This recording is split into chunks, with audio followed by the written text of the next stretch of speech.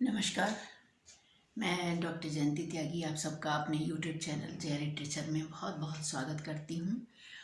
हम इससे पहले जो है इको यणचि के उदाहरण देख रहे थे, शुद्ध्युपास्य के दोनों रूप, और कल जो है हमने पढ़ा था मध्वरी के दोनों रूप पढ़े थे। आज हम धात्रंशः उदाहरण देखेंगे, जिसका अर्थ होता है धात्री का अंश। धात्री अर्थात विधाता का अंश जो है धात्रंश। इसके भी जो है दो ही रूप सिद्ध होंगे, एक विकल्प से और एक बिना विकल्प के। तो चलिए हम दोनों रूपों की सिद्धि देखते हैं।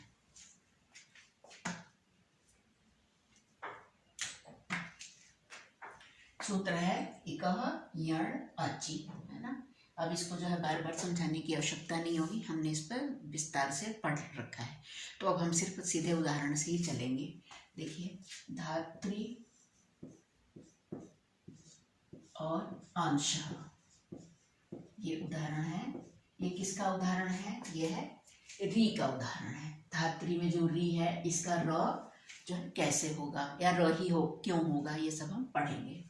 तो हम पहले इन शब्दों का जो है हम इनको वर्ण विच्छेद कर लेते हैं। देखिए, ध आ, हम प्लस नहीं लगाएंगे, ध आ तो, और तो में है री, है ना, और इधर है अंश।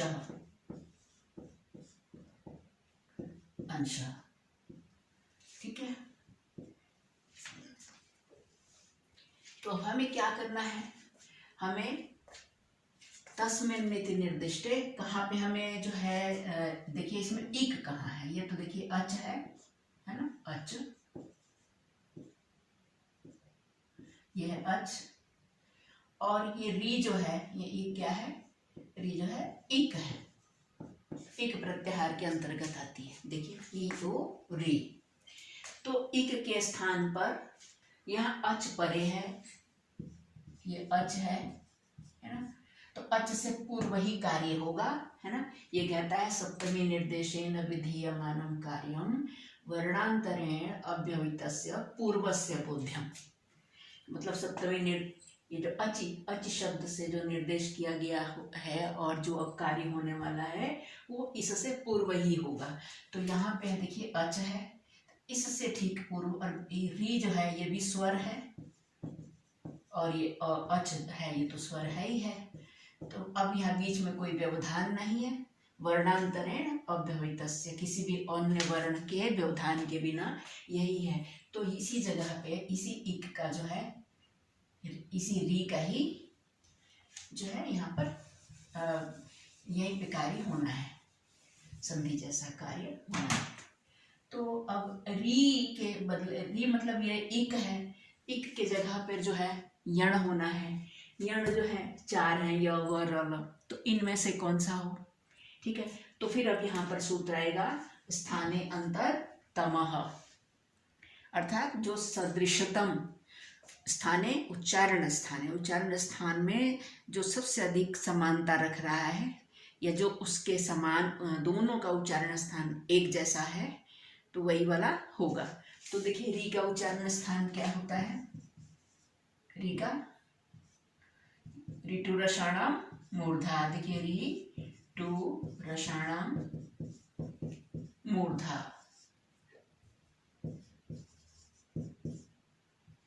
तो देखिए री है ना, ये हमारा री है, और इसके स्थान पर जो यण है, इस यण में से ये र है। तो मतलब री के बदले में र ही हो सकता है, क्योंकि ये इन दोनों का उच्चारण स्थान सेम है, एक ही है। सदृशतम जो है स्थाने अंतरतम, मतलब उच्चारण स्थान अत्यधिक समान है, एक ही है। तो इसलिए री की जगह पे होगा र। तो अब क्या हो जाएगा? देखिए, ध आ तो री की जगह पर होगा र और अंश। ठीक है। अब ये आ जो ध में जुड़ जाएगा, तो धा ये आधा त, और आधा त और र जब साथ आते हैं तो ये दोनों जुड़ जाते हैं, है ना, धात्र। तो ये हो जाएगा दोनों को मिला के त्र, और ये है त्र में जो अ है ना, और इसमें ये त और र जो है त्र बनेगा। अभी ये हलंत ही है, इसमें ये अ मिलेगा तो अभी हलंत हट जाएगा, ये पूरा बन जाएगा। इसके ऊपर ये जो अनुस्वार है वो यहाँ पर आके लग जाएगा, और ये शह लिख लेते हैं तो रूप सिद्धि हो गई, बन गया धात्रंशः, बन गया धात्रंशः, धात्री अंशः धात्रंशः। अब जो है कहते हैं कि अब एक बात और भी है ना, कि एक सूत्र और लगेगा यहाँ पे, है ना, मतलब विकल्प से अनाचिच, है ना, अनाचिच यह सूत्र जो है यहाँ पर लगेगा। तो अनाचिच क्या कहता है कि यर के बाद में अचः परस्य यरो, ये अच है, देखिए अच, है ना, तो अच के बाद में जो यर हो तो उस यर का क्या होता है, द्वित्व हो जाता है ना। तो ये अच है, अच मने स्वर, ये आज है स्वर है, और इसके बाद में ये क्या है, अचः परस्य यरो। अब ये तो जो है यर प्रत्याहार में आता है कि नहीं आता है, हम देख लेते हैं। हय वरट से शुरू होता है ना, तो हय वरट, ये तो यर बाद में आएगा ना। हय वरट लण यमगढ़ नम जभय घड़दश, जब गढ़दश खफ छठ थ चट तो कपाय चट तो, और कपाय शक्सर वहां तक जाएगा। तो ये त जो है, कहने का मतलब ये त जो है यर प्रत्याहार के अंतर्गत आ रहा है, ठीक है। तो ये जो है यर हो गया। तो अब जब ये यर है तो कहता है अनचिच सूत्र कहता है कि अचः परस्य यरो द्वेवास्तः, मतलब अच के बाद में यदि, अच माने स्वर, और स्वर के बाद में यदि कोई यर प्रत्याहार के अंतर्गत आने वाला कोई वर्ण है, जैसे यहाँ पे तो है, तो वो जो है द्वित्व हो जाएगा। द्वित्व माने दो हो जाएंगे, और वो भी ऐसे नहीं होंगे, मतलब विकल्प से होंगे, कभी कहीं होंगे और कहीं कहीं नहीं होंगे, विकल्प से होंगे।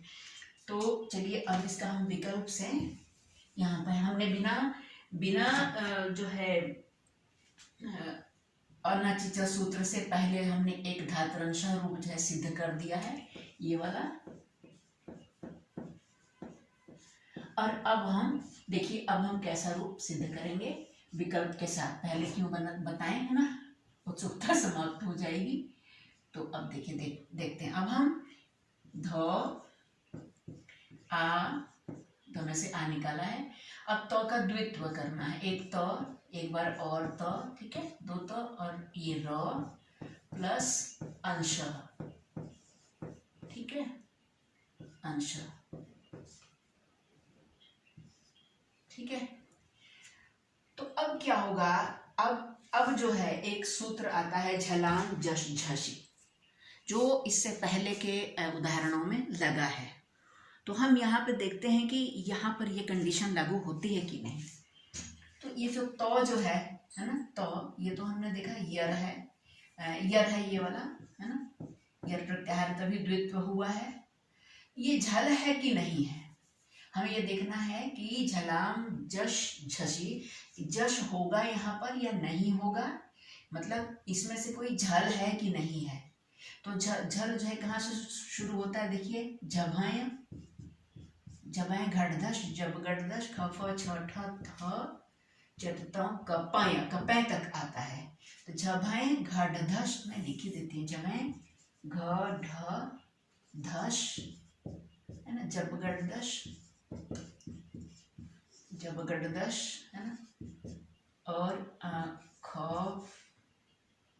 फ छ ठ थ च ट त कप छठ चटता, है ना, और कपाय श सर, है ना, यहाँ तक। तो ये हमने क्या कहा था, झल शक्सर और हल, है ना, हल। हल तक जाएंगे तभी ना झल होगा ना, झ से लेके और ल तक। तो इसके बीच में ये तो जो है आ रहा है कि नहीं आ रहा है, तो ये तो आ रहा है ना, ये तो आ रहा है, तो ये तो जो है हो गया झल। ठीक है, तो झलों के बाद ये तो जो है झल हो गया, और क्या है कंडीशन की झलों का जश हो जाए, पर किस कंडीशन में हो, अगर झश प्रत्याहार इसके बाद में हो तो ये देखते हैं कि तो ये त जो है ये झश प्रत्याहार में आता है कि नहीं आता है, ये झश ही होना चाहिए, वैसे मुझे लगता है श है झश। तो ये झश प्रत्याहार में आता है कि नहीं, तो झश प्रत्याहार कहाँ से आएगा, हाँ झश यहीं से होगा ना। देखिए एक तो झश ये भी होगा झ से लेके श तक, तो यहाँ से लेकर जो यहाँ तक होगा वो होगा झश, है ना। लेकिन यहाँ तक अगर ले लेते हैं तो ये हो जाएगा ये वाला झ और ये वाला श, झश। तो ये झश प्रत्याहार, झश प्रत्याहार में ये तो आता है कि नहीं आता है, तो नहीं आता है। देखिए कहीं से भी ले लो, इस वाले झश को भी ले लो तो भी तो नहीं आता, झ से लेके इस श वाले झश वाले को ले लो तो भी तो नहीं आता, ये तो और जाकर और आगे जाकर आता है। तो ये यहाँ पे कहने का मतलब ये झशी नहीं है। हम यही आपको बताना चाह रहे थे कि ये जो तो है ये झश प्रत्याहार में नहीं आता, है ना। तो जब नहीं आता तो कंडीशन लागू नहीं हो रही है, झल तो है ना, और इसका जो है जश भी कर दें, लेकिन जश तो तब करें ना जब इस झल के बाद ये जो तो है अगर ये झश प्रत्याहार में आता हो तो नहीं आ रहा है, तो इसका मतलब ये है कि ये सूत्र यहाँ पर ये मैंने इसीलिए काट दिया है कि यहाँ पे लागू नहीं होगा। ठीक है ना, ये झलाम झशी की यहाँ जरूरत नहीं है। तो अब क्या होगा, अब तो कुछ काम नहीं बचा है। अब कहते हैं संयोगांतस्य लोपः, ये जो संयोगांत है इसका जो है लोप हो जाएगा। कहते हैं एक सूत्र है कि जो संयोगांत होते हैं उसका लोप हो जाता है। तो कहते हैं कि नहीं, सारे सबका अगर लोप हो गया तो इसमें इस र का भी तो लोप हो जाएगा, और री से जो है र बनना है, तो जो हमारा जो उद्देश्य है वही समाप्त हो जाएगा। तो इसलिए र का लोप नहीं होगा, सबका लोप नहीं होगा, सॉरी सबका लोप नहीं होगा, सिर्फ जो है इसका क्या कहते हैं अलोअंतस्य, इसका लोप होना चाहिए, इस र का ही लोप होना चाहिए। ये जो है पहले संयोगांत से लोपा कहा कि भाई संयोगांत पदों का लोप हो जाएगा, फिर कहते हैं नहीं सबका लोप नहीं होगा, है ना, सिर्फ र का ही लोप होगा, है ना। किससे, कहते हैं नहीं एक और भी तो सूत्र है, कहते हैं अलोअंतस्य, नहीं अंतिम जो अल है उसी का लोप होगा। तो फिर कहते हैं नहीं भाई वो भी नहीं हो सकता है। क्यों नहीं हो सकता, क्योंकि कात्यायन जी कहते हैं यण प्रतिषेधो वाच्य, कि यण का तो प्रतिषेध किया गया है। तो यण से क्या मतलब है, ये जो र जो है इसी यण में ही तो आता है ये र, तो इसलिए इस र का लोप मना कर दिया गया, उसका प्रतिषेध कर दिया, लोप नहीं होगा। तो अब जब लोप नहीं होगा तो क्या बनेगा, अब चलिए हम फिर इसको एज इट इज जोड़ देते हैं। ठीक है ना, तो देखिए ये आ जो है ध में मिल गया, पूरा धा हो गया, ये तो जो है हमने लिख लिया आधा, और ये तो और रो मिलके त्र हो जाएंगे, त्र लिख लिया, है ना। ऐसे अभी हलंत है, अब ये अंग आके इसमें मिलेगा, है ना, तो ये एक तो अ मिलेगा तो ये पूरा त्र हो जाएगा, इसका अनुस्वार मिलेगा तो इसके ऊपर आ जाएगा अनुस्वार, और ये श तो हो जाएगा धात्रंशः। ठीक है, ये बन जाएगा रूप धात्रंशः। ठीक है ना, मुझे लगता है समझ में आ गया होगा। एक बार और फिर बोल देते हैं। देखिए धात्री अंश है ना, इसमें री को, इस जो री है वो ये रही री, इस री का ही जो है तस्मिन् नित निर्दिष्ट पूर्व से इसी जगह पर यही इक है ना, और इक के बाद में ये अच है, तो अच इक के बाद अच है ना, बीच में कोई किसी और स्वर का व्यवधान नहीं है, तो इसीलिए इन्हीं दोनों को जो है जोड़ा जाएगा। री की जगह पे र हुआ, है ना, और ये बाकी तो एज इट इज है। अच्छा, इसके बाद यहाँ पे अनाची च से, अनाची च सूत्र से यर के बाद में जो तो आया है ना, ये इसके अच के बाद में जो यर अगर आए तो वो द्वित्व हो जाता है, तो ये इसका जो है दो त हो गए, है ना। इसके बाद झलाम झसी जो है यहाँ पे फेल हो गया, यहाँ पे नहीं लागू हो रहा है। फिर संयोगान्तस्य लोप से इन सबका लोप प्राप्त हो रहा था। फिर किसी ने कहा कि नहीं भाई, किसी ने क्या मतलब इन वैयाकरणों ने कहा, है ना, उसने क्या कहते हैं, कात्यायन जी ने ही कहा कि अलोअंत्यस्य, कि जो अंतिम अल है उसका ही लोप हो जाए। फिर कहते हैं नहीं नहीं, उसका लोप नहीं होगा, क्योंकि ये तो यण प्रत्याहार में आता है और यण प्रतिषेधो वाच्य, यण का तो प्रतिषेध जो है करना, यण का तो लोप करना जो है प्रतिषेध है, निषेध है, मना किया गया है, तो इसलिए वो नहीं हुआ। और फिर सबको, इन सबको जोड़ दिया, बन गया धात्रंशः। उम्मीद है आपको समझ में आ रहा होगा मेरा पढ़ाना। अगर समझ में आ रहा है तो आप क्या करिए, सब्सक्राइब करिए मेरे चैनल को, नहीं तो आपको आगे के वीडियो नहीं मिलेंगे। मैं तो पूरा ही सिलेबस कराने जा रही हूँ, UP TET, Bihar TET, MP TET, सारा। अभी फ़िलहाल फोकस यूपी टेट पे ही है, उसी के अनुसार मैं चल रही हूँ। तो ये हो गया। और इसके बाद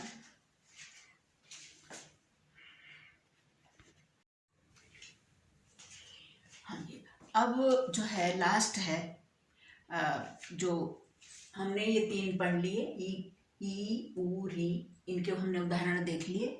अब हम री का उदाहरण देखेंगे। तो इसका उदाहरण जो है मिलता है लाकृति। लाकृति का अर्थ है देव माता, है ना, देवताओं की माता। तो लाकृति का अर्थ क्या है, लौ जैसी जिसकी आकृति है वो है लाकृति, ठीक है। तो इसका जो है विच्छेद होता है री प्लस आकृति, री प्लस आकृति। तो री जो है वो स्वर ही है ना, स्वरों में ही गिना जाता है ना, री को। और अब तो इधर जो है मतलब, और ये एक तो स्वर है, दूसरे क्या है, इक है, ये है इक, है ना। और ये क्या है, इधर अच, है ना। तो पूरी कंडीशन लागू है कि इक के बाद अगर इधर अच है तो जो कार्य है वो अच से पहले होगा, है ना। अच का अर्थ है अच से पूर्व, या अच परे रहने पर, परे माने बाद में रहने पर। तो अब यहाँ पे स्पष्ट है, और कोई इसके साथ वर्ण है नहीं, सिर्फ एक है, ये जो है ये स्वर है। तो इसको जो है बहुत ही आसान है इसमें जोड़ना, और इसका कोई विकल्प भी से भी कुछ और नहीं बनेगा, है ना, सिर्फ एक ही रूप सिद्ध होगा। तो री की जगह पे क्या बनेगा, अब हमें ये इक है, और इक की जगह पे क्या होगा, यण, यण होना है ना। तो इसमें भी आप कह सकते हैं कि देखो तस्मिन् निर्दिष्टे पूर्वस्य की जो है अचि से पूर्व में ही कार्य होगा, है ना। और अब हम कह रहे हैं कि ठीक है, कार्य यहीं पे होगा, री की जगह पे ही, पर री का जो है इन यण में से कौन सा वर्ण हम लें, क्योंकि यण तो य व लचारों का नाम है। तो फिर से स्थाने अंतरतमः, तो हम स्थाने अंतरतमः माने उच्चारण स्थान में जो सबसे समान हो, एक जैसा हो। तो हमने जो पढ़ा है वर्णों के उच्चारण स्थान में कि ऋतु लसानाम दंता, है ना। देखिए री और इसमें से ल, तो री और ल दोनों का उच्चारण स्थान है दंत। तो इससे स्पष्ट होता है, स्थाने अंतरतमा जो है कहता है कि ऋतु लसानम दंता, है ना, उस मतलब एक जैसे दोनों का उच्चारण स्थान जब जिनका आपस में समान हो तो वही एक दूसरे के विकल्प हो सकते हैं। तो री की जगह पे स्पष्ट हो गया, स्थाने अंतरतमा से स्पष्ट हुआ कि री की जगह पे लौ ही होगा और कुछ नहीं होगा, ठीक है। तो सिंपल है बिल्कुल, यहाँ पे हमने लौ लिख लिया, और ये है हलंत, क्योंकि वो जो यण जो है, व्यंजन जो है अपने आप में क्या होते हैं, हलंत होते हैं। मतलब बिना स्वर के। और अब इधर हमने लिख लिया आकृति ही, तो अब ये आ जो है इस ल में मिल जाएगा, अब पूरा बन जाएगा ला कृति ही। सबसे आसान, सबसे आसान अभी तक जितने आपने सूत्र पढ़े उन सब में सबसे आसान है, और इसका कोई विकल्प भी नहीं है। आपको याद होगा मैंने पहले वीडियो में कहा था कि अगर आपने इको यणच के दोनों रूपों की सिद्धि कर ली ना, जान गए ना कि उसमें कौन कौन से सूत्र लगेंगे और कहाँ कहाँ लगेंगे, और तो वो एक पुल है व्याकरण का, वो एक पुल है जिसको आपने पार कर लिया तो फिर आगे हरा हरा मैदान है, बस कुछ नहीं है, बहुत ही आसान है। कोई भी संधि इतनी जो है मुझे लगता है कि इतना ज़्यादा उसमें सिर खपाने की ज़रूरत नहीं है। तो अब ये 4 उदाहरण हो गए आपके ई ऊ रील री के, और मुझे उम्मीद है कि आपको ये सब समझ में आ रहा होगा। अगर आ रहा है तो प्लीज़ मेरे चैनल को जो है सब्सक्राइब कीजिए ताकि आपको दूसरे वीडियो भी मिल सकें। बहुत बहुत धन्यवाद आपका।